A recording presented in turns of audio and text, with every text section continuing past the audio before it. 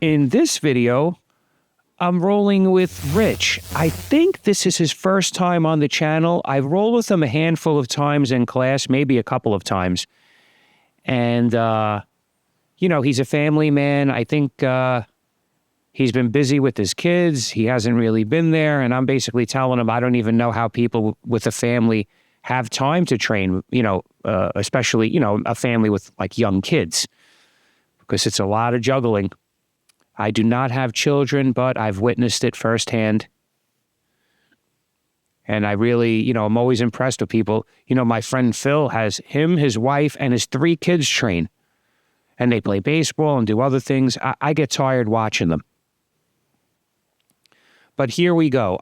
I named this incremental guard pass because that's what I've been trying to do. When you pass on your knees or you pass with pressure, it's usually incremental. It's not a speed pass. You're not doing a cartwheel. So here he's trying to throw my legs out of the way in a more somewhat primitive style. I have to apologize to him.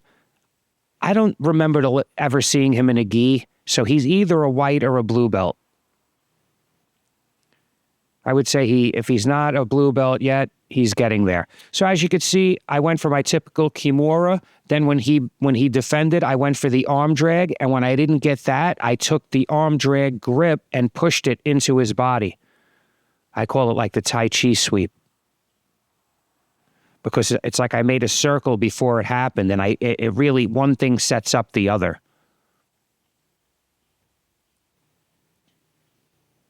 And there's a little bit of sensitivity involved. And Tai Chi is about winning the pushing war with structure. That's the best how I would describe it. Well, fighting Tai Chi. Tai Chi is really considered in China just a kung fu for older people. There's kung fu for different age levels. So here he's trying to pull me into a guard. See, he's got like that double wrist control. He should grab my elbow as well. So there he almost got the sweep, and I folded my right leg over his bottom leg so I didn't get stuck in half guard. You should always do that. If you get swept and you can, just try to land on his bottom leg with a staple. So that's why I named this incremental. I'm trying to be incremental. So I threatened the ankle lock, but not really. He knew I was possibly going for it. I made it seem like I was going for it. So now I have his wrist gripped. I have my arm weaved through his leg, and I have his wrist. The reason why I grab his wrist there is so he can't squirm away from me. It's hard to break that wrist control, not impossible. But as you can see, I'm stapling his leg with my left leg. I'm preventing him from getting a half guard, or I'm trying to. This is not my strength in passing. This is my latest pass that I'm working on.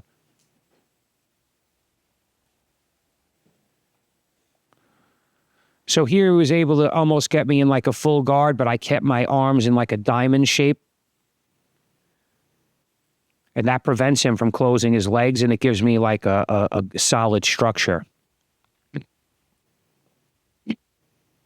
So here I'm looking for it again. I'm looking to grab his wrist under his leg, if possible. See, I'm feeding it.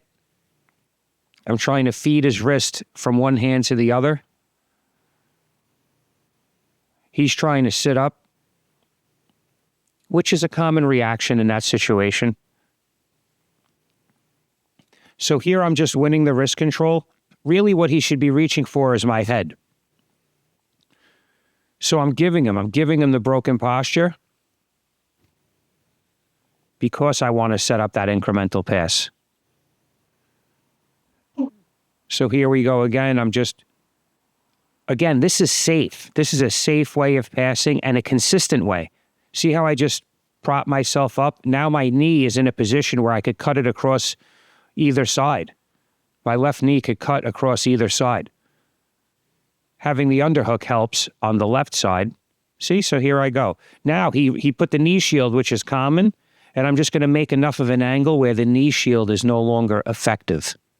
And there I was able to pass the guard.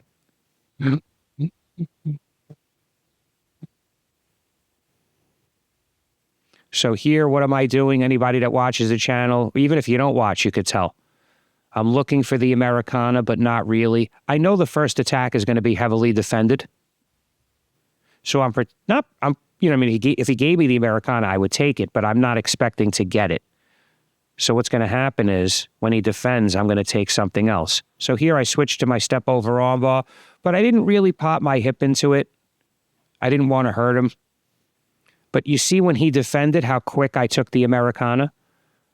Now you got to understand, and you could tell just by looking, Rich is a strong guy. And for me to get that type of move on him to get an Americana, it takes just timing. Because once I get the wrist past a certain point, he won't have the muscular ability to come back.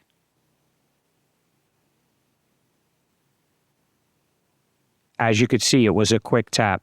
So here, just like most white and many blue belts, he needs to work on his guard, right? His guards, it's disconnected.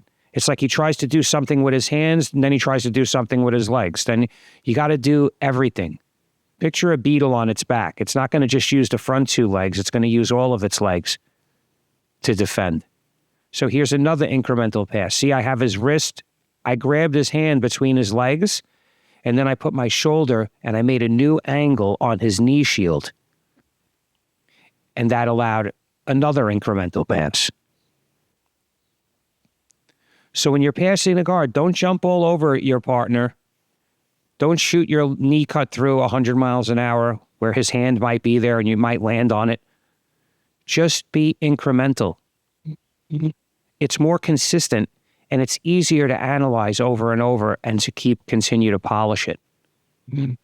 It might not look fancy, but, and I can't stress enough, it's effective and it keeps your partner and yourself injury-free for the most part. Yeah, you could get elbows and knees, that's fine. As long as they're not done at 100 miles an hour. So here I'm showing him my grip fighting a little bit, and that I'm not squeezing the wrist. When I grip fight, I'm not so committed to holding somebody's wrist that if they pull it back, I'm going to fly off balance. There's going to be a moment of resistance when I know to let go. But when it returns, I'm going to continue to deflect it and anticipate where it's going to be from doing it a million times. And another quick pointer I'm giving him here is the hip bump. He wants the hip bump sweep sometimes, but he has to set it up. And the way you set it up is by breaking my posture, pulling down on my head, making me base back, making me push against you and pull away. With my body at that moment, you should hip bump. Again, there's other little things he did wrong there, like he didn't post his hand in a good spot to give him the most power, to tripod him up. But more to come with Rich. I personally just received my new rash guard today, and I look forward to modeling it for everybody. If you haven't seen it, I'll put the link in the description. It's the Let's Roll NYC rash guard. The gentle art. So, if you want to help support the channel, pick up a new rash guard, shorts. You could buy me a coffee. The links are in the description. Either way, I appreciate everyone. I hope you're all getting some value out of this content. Thank you for watching. Please like, share, and if you haven't already, subscribe.